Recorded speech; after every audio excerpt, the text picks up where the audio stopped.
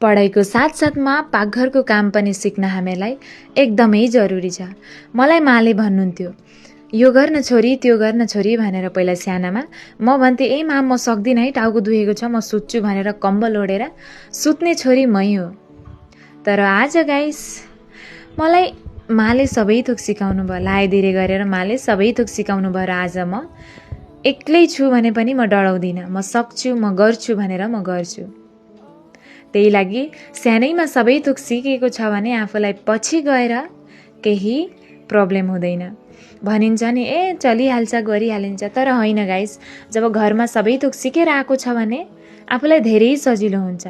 काहीँ दुःख पनि पर्दैन, कष्ट पनि पर्दैन। आज चाहिँ थियो अब हाम्रो ठुलो बडाउको श्राद्ध अनि हामी सबै रेडी भएर गयौँ अब बडाउ घर। यता भाइहरू पनि सुतिरहेका रहेछन्, कोही बुइनी हेर्ने काम, कोही के गर्ने काम। यता भाउजू सब्जीहरू काटेर रेडी गरिराख्नु भएको रहेछ।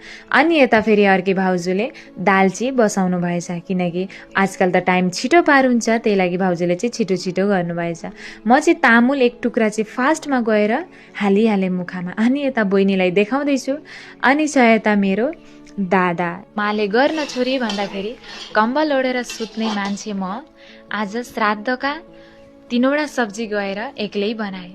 अब मैले भन्न खोजेकी होइन कि मैले मात्रै सक्छु भनेर, तर माने माले भन्दाखेरि नगर्ने मान्छे आज म गएर यहाँसम्म पुगेँ। माने परिस्थिति आयो भने सबै थोक सकिन्छ भन्छन् नि, हो रहेछ।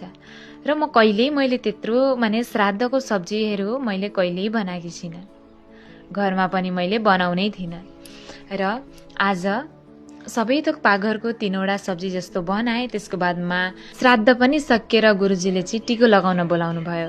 गएँ टिको लगाउन, अनि आयो यता भातसात चढाएर गुरुजीको भोजन। गुरुजी चाहिँ हाँसिराख्नु भएको छ। मलाई खरो भयो, यता मैले पुरी चाख्न थालेँ।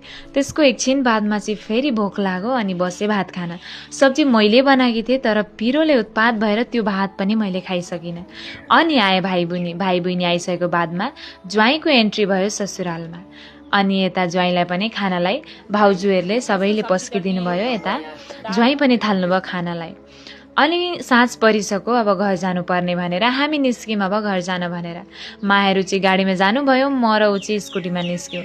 अब घरबाट पनि बिदाई हुने बेला आयो मेरो। यत्रो दिन त म माइतमै थिएँ तिहारदेखि।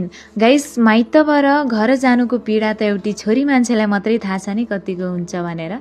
र पनि अब मुखमा हाँसो लिएर म चाहिँ निस्केँ अब घरतिर भनेर। घर पुगेर चाहिँ आफ्नो अब ड्रेस पेटर्नमा आएर लाग्नु पर्यो पाकघरको काम।